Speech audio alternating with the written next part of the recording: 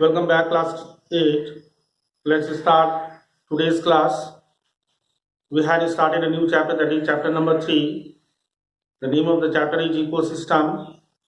So far in this chapter, we learned about ecology, we learned about ecosystem, the term ecosystem, and then again we also learned about the component of ecosystem as biotic component and abiotic component. So far we were learning about the biotic component of ecosystem, which included producer, consumer, and then comes the decomposers. So far we have completed producer and consumer. Now today we will be learning about decomposers, and then after that we will be learning about food chain and food web. We'll try to define them. Then after that we will be learning about representation of this food chain in the form of pyramids, that is ecological pyramid. Okay, so let's start today's class. First comes the decomposers. Decomposers are usually the small microorganisms which are mainly responsible for decomposing or breaking down the dead remains or dead bodies of plants and animals.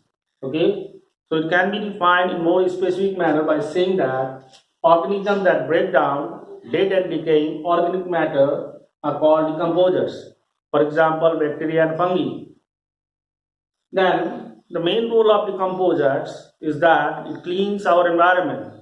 Okay, if there will be no decomposers, then everywhere we will happen to see the dead bodies. So dead bodies are mainly decomposed by these decomposers. So that is why it keeps our environment clean. Then it also helps in recycling of nutrients. Now you need to understand here that the nutrients like nitrogen from the soil goes into the plant.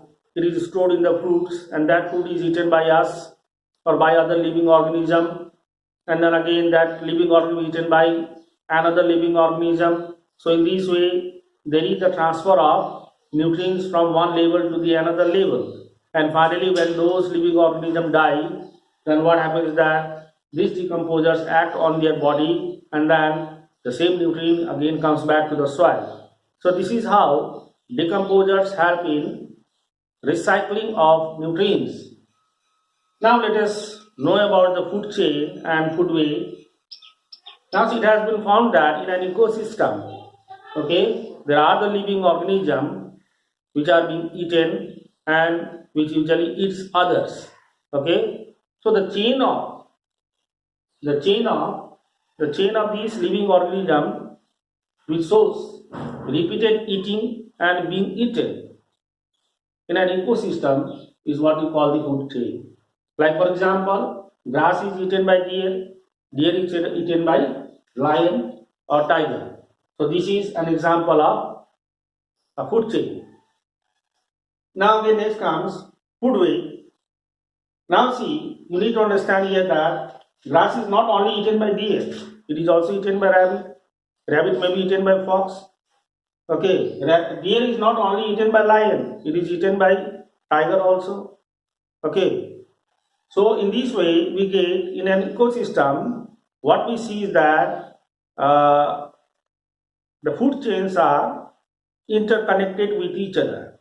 Okay, so the network which is formed by the interconnected food chain is what we call food web. Okay, the network of several interconnected food chain is called food web. So this is how we can define food web. Now next, the same food chain can be shown with the help of pyramids. Pyramids, you may be knowing about the pyramids. Okay, in cross section they usually assume triangular shape. Okay, they usually assume triangular shape. Okay, in the lowest level at the base, producers are present. Producer means all the green plants. Then after that comes consumer. Okay, that is primary consumer, then secondary consumer, then tertiary consumer, like that. Okay, at different levels, the living organisms are shown. These levels of living organism is what we call trophic level. Okay, so ecological pyramid is actually the representation of food chains with the help of pyramids. Then these pyramids are of three types. There may be the ecological pyramids which shows the number of living organism.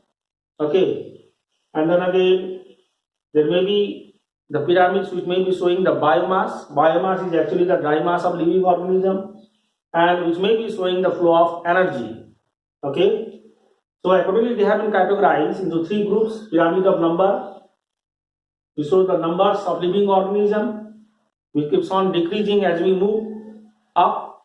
The pyramids produces large in number, then primary consumer less in number, then again secondary consumer is still lesser in number, tertiary is very less in number. So in this way, in case of pyramid of numbers, we get 8 ecological pyramids.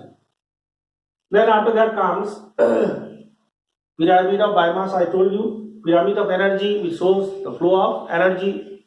So it has been observed that the energy stored by the producer is very large.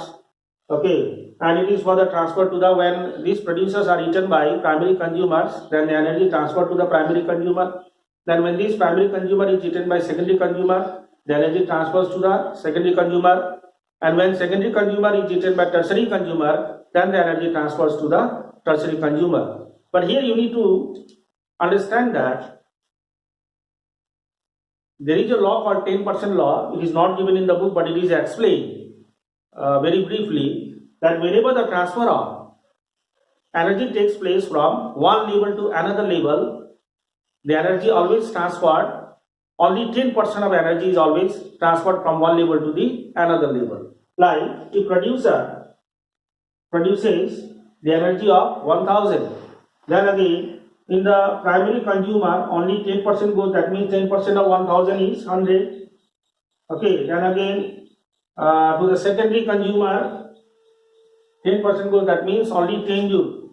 Okay, so this is how the energy usually flows from one level to the another level. Okay, so this is about the ecological pyramid. Now more topics are there, students. We'll be discussing in the next video, in this video this much. Thank you.